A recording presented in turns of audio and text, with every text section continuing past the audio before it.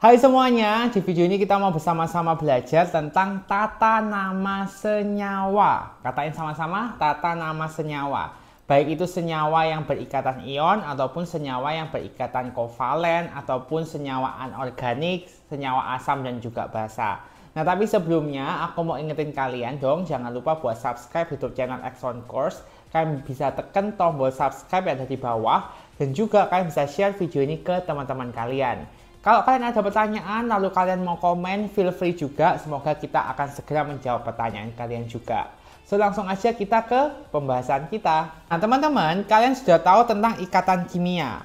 Ikatan kimia ada dua nih, ikatan ion dan juga ikatan kovalen. Benar ya? Nah ikatan ion itu antara logam dan non-logam. Ini adalah ikatan ion. Ada juga ikatan kovalen. Ikatan kovalen itu antara non-logam dan juga non-logam. Ini adalah ikatan kovalen. Sehingga kalian harus tahu dulu kan, ikatan ion, ikatan kovalen, logamnya yang mana, non-logamnya yang mana. Kenapa? Karena tata nama senyawa ion dan tata nama senyawa kovalen itu berbeda. Oke? Nah, kita lihat sama-sama ya teman-teman ya. Jadi logam itu adalah golongan 1A dan 2A. Jadi ini semua ini logam. Lalu logam transisi. Oke. Jadi logam transisi. Dan juga golongan 3A kecuali B. Oke. Kita lihat nih ya. Golongan 3A yang nggak warna biru itu hanya B aja. Ya kan? Dia itu gampangnya itu semi logam gitu ya. Jadi tengah-tengah gitu teman-teman. Nah ada pengecualiannya lagi teman-teman. Apa nih pengecualiannya? Nih H. H lihat nih warnanya kuning ya. Dia itu non logam. Berarti kecuali B dan H.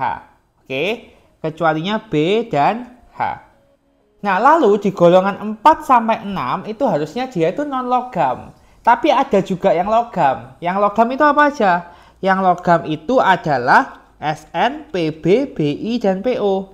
Jadi ini ditambah Sn, Pb, Bi, dan Po. Oke. Jadi pengecualiannya dari 1A sampai 3A yang bukan logam itu adalah B dan juga H. Ini kecuali. Oke. Maka sisanya itu adalah non logam. Kalau non logam itu adalah golongan 4A sampai 8A kecuali apa? Ini Sn, Pb, Bi, Po, ya kan? Lalu ditambah dengan B dan H. Jadi B dan H ini adalah non logam. Oke, cukup jelas ya teman-teman ya. Kalau jelas, kita langsung aja ke tata nama yang pertama, tata nama senyawa kovalen. Oke. Senyawa kovalen itu terdiri dari non-logam dan juga non-logam. Nah, tata nama senyawanya kayak gini teman-teman. Jadi teman-teman, kita itu pakai penjelasan dulu, angka Yunani, slab unsur 1. Oke, jadi harus ada angka Yunaninya dulu, baru disebutin unsurnya. Spasi, angka Yunani yang kedua, slab unsur kedua. Dan akhirnya itu dikasih ida. Oke, misalnya sulfur jadi sulfida. Oke. Cukup jelas ya. Nah angka Yunani itu apa? Angka Yunani itu ini teman-teman. 1 itu mono, 2 itu di, 3 tri, 4 tetra, 5 penta, 6 heksa, 7 hepta, 8 okta, 9 nona, dan 10 itu deka. Nah itu semua harus dituliskan di depan unsurnya. Oke, ada pengecualian nih teman-teman ya. Jadi mono, khusus untuk mono itu hanya ditulis pada logam kedua. Jadi yang logam pertama itu nggak perlu. Oke, nah gimana sih maksudnya? Mungkin kalian masih bingung. Kita bahas sama-sama. Di sini contohnya ada CO. Oke, CO, C dan O ini sama-sama non logam. Maka kita pakai senyawa kovalen. C itu kan karbon. Oke, maka kita tulis dulu karbon. Oke, C-nya ada berapa? C-nya ada 1. Sehingga seharusnya di depannya karbon harus dikasih tulisan monokarbon. Seharusnya. Tetapi ingat, mono hanya berlaku untuk unsur kedua. Jadi unsur pertama nggak perlu dikasih apa-apa kalau misalkan dia 1. Oke. Lalu O. O itu apa? Oksigen. karena dia di bagian terakhir atau kedua dikasih akhiran ida, makanya dia jadi oksida. Oke, bukan oksigen tapi oksida. Nah, O-nya ada 1, ya kan? Makanya kita kasih dulu namanya, angka Yunaninya monoksida. Oke, paham ya? Makanya kenapa kok CO itu karbon monoksida. Oke. Nah, sekarang aku coba ya, kalau misalkan CO2, ini kalian sering kan? C itu adalah karbon, karbonnya cuma 1, jadi di depan nggak usah dikasih mono. Nah, O2, O oksigen, 2 itu di, makanya dikasih nih, dioksida. Oke, cukup jelas ya.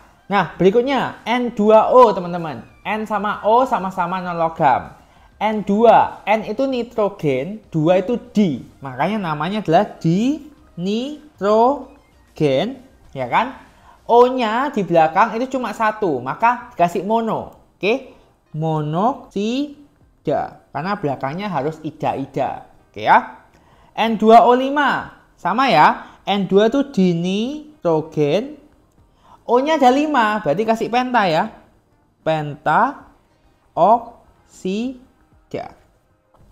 Oke, cukup jelas kan? Nah, berikutnya nih teman-teman, ada nama-nama senyawa kovalen, kita disuruh ngasih nama. Kita kasih sama-sama ya. Yang pertama Cl2O3. Oke, Cl-nya ada 2, berarti di klorin. Karena Cl itu klorin. O-nya 3. Oke, maka jadi trioksida. Oke, benar banget. Berikutnya N2O. Oke, N-nya ada 2, berarti kasih di dulu. Di, N itu apa? Nitrogen. O-nya 1, dikasih mono. Monoksida. Oke. Berikutnya teman-teman, SO2. Oke, S itu adalah sulfur. Oke, sulfur. Nah, karena S-nya 1, di depan nggak usah dikasih mono. Benar ya? Makanya namanya tetap sulfur aja, nggak usah monosulfur. O2, di belakangnya O-nya ada 2, berarti kita kasih di ya. Dioksida. Oke. Yang terakhir SO3 sama S-nya 1, berarti langsung sulfur. Apa namanya kalau 3? Trioksida. Oke, cukup jelas sampai sini ya teman-teman ya. Nah, kalau sudah jelas tentang senyawa kovalen, kita akan bahas tentang senyawa ion. Senyawa ion itu terjadi karena adanya ikatan antara logam dan juga non-logam. Benar banget. Nah, sehingga ada yang namanya ion positif. Oke, ion positif ini namanya adalah kation. Ini adalah ion positif. Dan juga ada yang namanya ion negatif, yaitu anion. Kalau misalkan ion positif dan ion negatif bertemu, dia akan membentuk senyawa ion. Nah, sebelum kalian tahu bagaimana cara pembentukannya, kalian harus tahu dulu muatan-muatan masing-masing ionnya. Oke, jadi golongan 1, kalian hafalkan, golongan 1 itu adalah halina, kawin, Robi CS, frustasi, ya kan? Muatannya dia adalah +1. Oke, golongan 2A, ingat apa singkatannya? Bebek, mangan, cacing, disiram, banyu, rawon. Itu golongan 2A, itu +2. Oke, golongan 3A teman-teman. Masih ingat? Bang, Ali, gak, ingin, telepon, itu semuanya +3. Oke. Golongan 6A itu adalah -2 teman-teman. Orang sinting sedang tebang pohon. Oke. Lalu golongan 7A itu -1. Vivi celometan baru ikut atraksi. Itu -1. Ini adalah yang umum ya teman-teman ya. Ini yang umum berikatan ion. Kalau golongan 5A ini nggak ditulis ya di sini ya. Kalau golongan 5A itu kecenderungannya adalah -3. Oke. Ini adalah muatan-muatannya dari unsur-unsur di golongan. Nah, selain itu teman-teman, ada juga kation dan juga anion lain, ya kan? Di sini di bagian kiri sudah aku kasih itu lengkap, kalian bisa screenshot ini, ya kan? Lalu kalian hafalkan. Jadi teman-teman, unsur-unsur yang ada di unsur transisi atau golongan B, itu mereka itu punya yang namanya muatan itu lebih dari 1. Jadi bisa lebih dari 1 jenis, oke? Nah, CR ini +3 aja. Kalau Mn mangan itu ada mangan 2, mangan 3, mangan 4 nih di sini kalian lihat. Oke. Fe ada besi 2 dan juga besi 3. Co kobalt plus 2. Terus nikel ada plus 2 sama plus 3. Cu plus 1 dan plus 2. Kalau Zn itu plus 2. Kalau Ag itu plus 1, ya kan? Kadmium itu plus 2. Ada platinum itu ada 2 dan juga 4. Aurum emas 1 dan juga 3. Raksa ada 1 dan 2. Sn timah ada 2 dan juga 4. Pb 2 dan 4. Amonium itu NH4+, jadinya plus 1. Oke. Nah, selain itu juga teman-teman ada juga ion anion lainnya. Itu ada banyak sekali. Ada hidroksida, ya kan? Terus ada juga itu hipoklorit, klorit, klorat, perklorat. Oke, itu semuanya minus 1. Ada juga hipobromid, bromid, bromat, perbromat. Itu minus 1. Itu lihatnya dari O-nya ya teman-teman ya. Itu ya. O kalau misalnya 1 dia hipo, kalau 2 itu it, kalau 3 itu at, kalau 4 itu perat.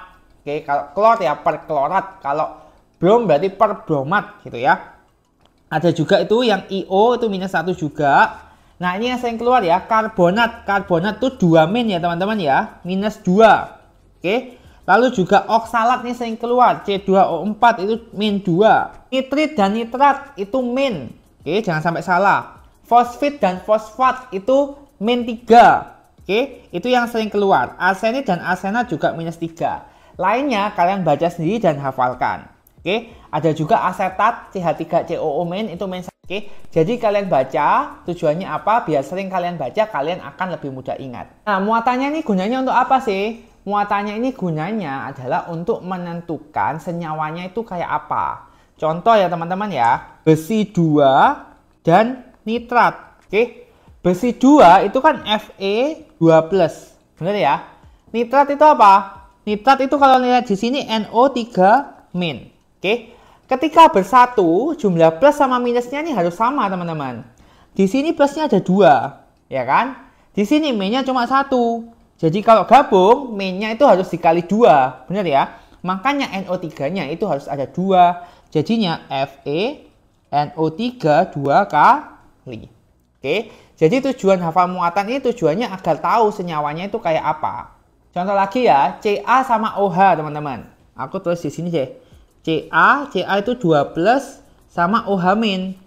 OH-nya cuma minus 1, Ca-nya plus 2. Berarti OH-nya harus 2 kali. Jadi CaOH 2 kali. Oke, itu ya gunanya tujuannya mengerti muatan. Nah, sekarang kita akan bahas tentang tata namanya teman-teman. Ini lebih gampang dibandingkan yang kovalen. Kenapa? Karena tata namanya itu tinggal disebutkan aja namanya. Oke, jadi kalau misalkan Ca ya udah kalsium. Kalau OH ya udah hidroksida gitu. Jadi kalian nggak usah pakai ditri angka Yunani itu. Tetapi kalian harus hati-hati. Ini adalah beberapa ketentuannya. Jadi yang ditulis itu kation dulu baru anion. Oke, kation dulu baru anion. Angka indeks itu nggak disebut. Angka indeks itu apa? Misalnya N2. Ini 2-nya nggak usah. Kalau di tadi senyawa kovalen kan disebutkan ya ditri dan lain sebagainya. Nah, selanjutnya, kalau misalkan logam memiliki lebih dari satu jenis bilangan oksidasi, jadi muatan-muatan tadi itu bisa disebut juga bilangan oksidasi, gampangnya sih kayak gitu. Kalian harus menuliskan bilangan oksidasinya atau gampangnya muatannya tadi itu di dalam kurung. Oke, jadi misalnya besi nih, besi kan ada besi 2 dan besi 3. Maka ketika menyebutkan nama besi, nggak boleh cuma besi aja. Tapi kalian harus tulis besi 2 atau besi 3. Nah, selain itu juga teman-teman ini ada ketentuan tambahan nih. Senyawa dari unsur logam yang memiliki 2 jenis muatan. Jadi 2 jenis muatan itu contohnya yang tadi ya besi 2 dan besi 3. Kan besi cuma ada 2 dan 3. Raksa cuma ada plus 1 sama plus 2, ya kan? Dapat dibedakan dengan memberi akhiran O untuk muatan yang lebih rendah dan I untuk muatan yang lebih tinggi. Jadi besi itu contohnya adalah ferrum. Besi 2 ini boleh dikasih nama ini teman-teman. Ferro, karena dia muatannya lebih rendah. Yang besi 3 bisa dikasih nama Ferri. Oke ya, jadi yang cuma 2 aja, kayak raksa itu juga bisa. Karena dia cuma punya raksa 1 dan juga raksa 2. Yang raksa 1 nanti akhirannya O, yang raksa 2 akhirannya I karena dia lebih tinggi. Kita coba sekarang contoh soalnya nih. CaCl2. Oke. Gampang ya. Ca itu adalah kalsium, Cl adalah klorin, ya kan? Tapi namanya bukan kalsium klorin ya, tapi kalsium klorida. Duanya ini nggak usah diapa-apain, nggak usah dikasih diklorida, nggak usah. Oke, karena ini senyawa ion. Lagi, Na2SO4. Ini adalah natrium. SO4 ini apa teman-teman? Kalian bisa lihat di tabel sebelumnya itu adalah sulfat. Berikutnya, FeCl2. Oke. Nah, hati-hati. FeCl2. Fe ini bisa 2. Besi 2 atau besi 3. Nah, sekarang tahu dari mana aku ini besi 2 atau besi 3? Nah, kalian harus buat kayak gini dulu. FeCl2. Cl itu kan minus, ya kan? Cl itu minus. Fe-nya masih nggak tahu. Cl-nya di sini itu ada 2. Artinya 2Cl min. Oke. Muatan negatifnya jumlahnya adalah 2. Sehingga Fe-nya harus berapa plus? Plus 2. Kenapa? Karena muatan negatifnya minus 2. Ya kan? Sehingga Fe ini adalah Fe2+. Fe2+ ini apa? Besi 2. Oke. Jadi nggak boleh ngawur ya teman-teman ya. Kalian harus tahu muatan-muatannya ini. Biar menamainya juga benar. Sehingga ini adalah besi 2 klorida. Atau bisa juga namanya gini. Ini besi 2 kan ferro ya. Bisa kasih ferro klorida. Oke, ini R-nya kelihatannya ada 2 ya teman-teman ya. Lalu FeCl3. Nggak tahu kan Fe-nya ini Fe berapa? Kita uraikan dulu. FeCl3 berarti Fe dan juga 3Cl min. Oke, ini min-nya ada min 3. Tahu dari mana Cl-nya min? Nah, kalian harus hafalkan muatan yang tadi. Kalau Cl itu golongan 7A, min 1. Jadi Fe-nya ini harus plus 3. Fe3+ itu adalah besi 3 klorida atau feriklorida. Cukup jelas ya? Nah teman-teman, ini adalah soal-soal dari senyawa ion. Oke, jadi kalian bisa screenshot lalu kalian bisa coba kerjain sendiri. Nah nanti aku akan tuliskan jawabannya di description. Jadi kalian bisa nyocokin nih jawabannya kalian benar atau salah. Oke. Berikutnya teman-teman, ini adalah tata nama senyawa organik. Jadi senyawa organik ini yang dihasilkan dari makhluk hidup. Nah ini kalian harus hafalkan ya teman-teman ya. Ada CH4 itu metana. Lalu CONH2 2 kali itu urea. CH3COH itu asam cuka. Glukosa itu ada C6H12O6 dan seterusnya. Ini kalian harus hafalkan karena nggak ada cara cepatnya. Kalian harus hafalin. Teman-teman, yang terakhir adalah tentang tata nama senyawa asam dan juga basa. Oke, jadi teman-teman, asam itu ciri-cirinya adalah ada ion H+. Sedangkan basa ada ion OH-. Oke. Jadi cara menamainya gampang banget. Asam hanya itu biasanya di depan, biasanya, tapi nggak semuanya, karena ada yang enggak. Oke. Contoh HCl. Maka ini namanya gampang, hanya ini kita asumsikan asam aja. Asam, Cl itu adalah klorin, maka klorida. Terus lagi HNO3. Asam, NO3-nya apa? Nitrat. Oke. Nah, ada juga yang hanya nggak di depan. Ini biasanya anak-anak sering salah. CH3COOH. Nah, dia asam. Asam, CH3COO itu apa? Asetat. Oke. Nah, kalau basa ada OH-. OH- ini namanya adalah hidroksida. Jadi kalau ada NaOH, Na itu adalah natrium hidroksida. Oke.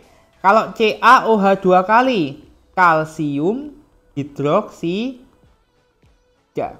Oke. Nah, ada juga nama basa yang sering menjebak, yaitu adalah NH3 teman-teman. Dianya adalah basa, namanya adalah amonia. Oke, amonia ini adalah NH3 dan termasuk basa. Oke.